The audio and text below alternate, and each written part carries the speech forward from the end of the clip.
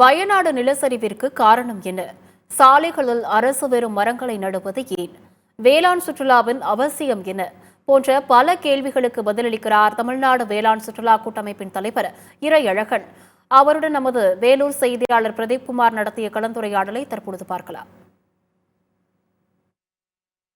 காட்பாடி அடுத்த காலாம்பட்டு கிராமத்தில் ஓய்வு பெற்ற வங்கி மேலாளர் செந்தமிழ் செல்வன் என்பவர் தற்போது இயற்கை விவசாயத்தை மேற்கொண்டு வருகிறார். அவர் தற்போது அவருடைய இயற்கை விவசாயம் நடத்தும் அவருடைய விவசாய நிலத்தில் இன்று இந்த வேளாண் சுற்றுலா நிகழ்ச்சியானது நடைபெறுகிறது. இந்த வேளாண் சுற்றுலா நிகழ்ச்சிக்கு தற்போது வருகை தந்திருக்கக்கூடிய வேளாண் சுற்றுலா கூட்டமைப்பு தலைவர் தற்போது நம்முடன் இருக்கிறார்.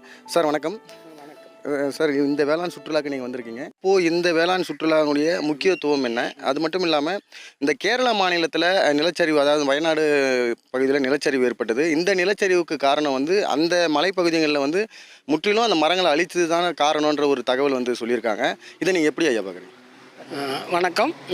நான் இறையழகன், திருக்கழுக்குன்றம் தமிழ் நிலம் தமிழ் பண்ணையை நிறுவி உள்ளவன். பெரிய அளவில் பார்த்தீங்கன்னா பிரேசில் நாட்டில் ஒரு தலைக்கு 10,000 மரங்கள் இருக்குது. பின்லாந்துன்ற சின்ன நாட்டில் ஒரு தலைக்கு 7,000 மரங்கள் இருக்குது. கனடாவில் 8,000 மரங்கள் இருக்குது. நமக்கு இணையான மக்கள் தொகை கொண்ட சீனாவில் தலைக்கு 400 மரம் இருக்குது. ஆனால் இந்தியாவில் தலைக்கு வெறும் 28 மரம் தான் இருக்குது. தமிழ்நாட்டினுடைய சராசரி அதுதான். காரணம், எங்கு பார்த்தாலும் மரங்களும் காடுகளாகவும் இருந்தது. இந்த கடந்த 50 ஆண்டுகளாக நம்மளுடைய வளர்ச்சி, தொழில் புரட்சி என்ற பெயரில் எல்லாத்தையும் நம்ம கபலீகரம் பண்ணிட்டோம். அது மாதிரி வயநாட்டிலையும் ஒரு மலை பிரதேசத்தில் பல்லுயிர்கள் இருக்க வேண்டிய இடத்துல வெறும் மனிதர்கள் மட்டுமே குடி போனதால் எல்லாத்தையும் அழித்து அந்த விடுதிகள், உல்லாச விடுதிகள் கட்டி எல்லாத்தையும் பாழ் பண்ணதால் நிலத்தை தோண்டி அடுக்கு நிலமாக இருந்ததெல்லாம் சமநிலமாக்காதனால அந்த மழை இயற்கை அவர்களை பழி தீர்த்தது.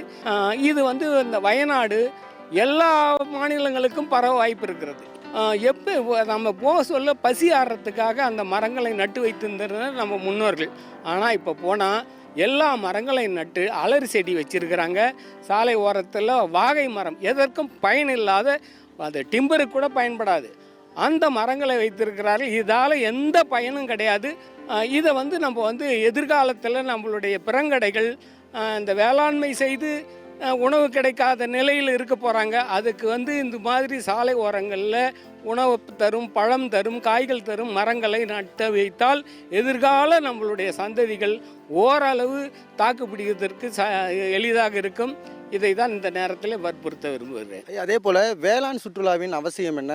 அதாவது இந்த வேளாண் சுற்றுலாவை தமிழக அரசு ஊக்குவிக்க தவறுது. அதுக்கான காரணம் என்ன ஐயா? வேளாண் சுற்றுலா இப்போ உலகம் முழுதும் வேகமாக பரவி கொண்டிருக்கிறது. உலக அளவில் இத்தாலி முன்னிலையில் இருக்குது. அவங்க ஒரு 50 ஆண்டுகளுக்கு முன்னே அவர்களுடைய உழவர்களுக்கு வேளாண் சுற்றுலாவினுடைய முக்கியத்துவத்தை உணர்ந்து அவர்கள் கற்றுக் கொடுத்தார்கள். இன்று இத்தாலியில் ஒரு 50,000 வேளாண் சுற்றுலா நடுவங்கள், 50,000 உழவர்கள் இந்த வேளாண் சுற்றுலாவை நடத்தி கொண்டிருக்கிறார்கள். இந்த வேளாண் சுற்றுலா நம்ம மலைப்பிரதேசம் மற்ற இடத்துல போயிட்டு நம்ம சூழலை சிதைத்து உல்லாசம் அனுபவிக்கிறத விட இந்த இயற்கை சூழலில் நம்ம இது மாதிரி பச்சை நடுப்புற ஏந்துகளை சில இதில் குளிக்க பம்ப் செட்டு குளிகள், மாட்டு வண்டியில் பயணம் பண்ணுறது, குதிரை வண்டியில் பயணம் பண்ணுறது, டிராக்டரில் பயணம் பண்ணுறது, இது மாதிரி மண் குளியல் பண்ணுறது, பம்ப் செட்டு குளியல் பண்ணுறது, இது மாதிரி எல்லாம் இது மாதிரியான அம்சங்கள் நிறைந்தது தான் வேளாண் சுற்றுலா.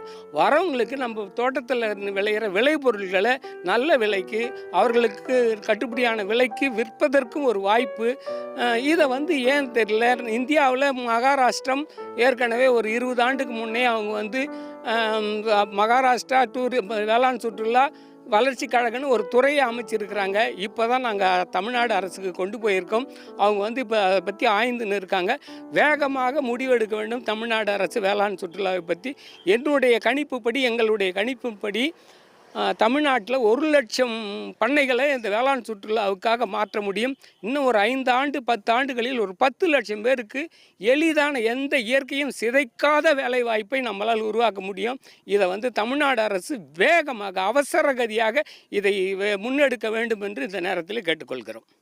ஐயா நன்றி ஐயா. அதாவது இவர் தெரிவிப்பது என்னவென்றால் வேளாண் சுற்றுலாவை தமிழக அரசு விரைவில் கொண்டு வர வேண்டும். அப்படி கொண்டு வந்தால் விவசாயிகளுக்கு ஏதுவாக இருக்கும். அது மட்டும் இல்லாமல் இந்த உலகில் வாழ்வதற்கு மனிதன் மட்டுமல்ல விலங்குகளுக்கும் இந்த மரங்கள் இயற்கை சூழல் மிகவும் முக்கியம். இதை நம் கண்காணித்து அதை வளர்த்தால் மட்டுமே நாம் உயிர் வாழ முடியும், நம் பின்வரும் சன்னதிகளும் உயிர் வாழ முடியும் என்று அவர் தெரிவித்திருக்கின்றார். சத்தியம் தொலைக்காட்சிக்காக ஒளிப்பதிவாளர் சுதாகருடன் பிரீத்குமார்.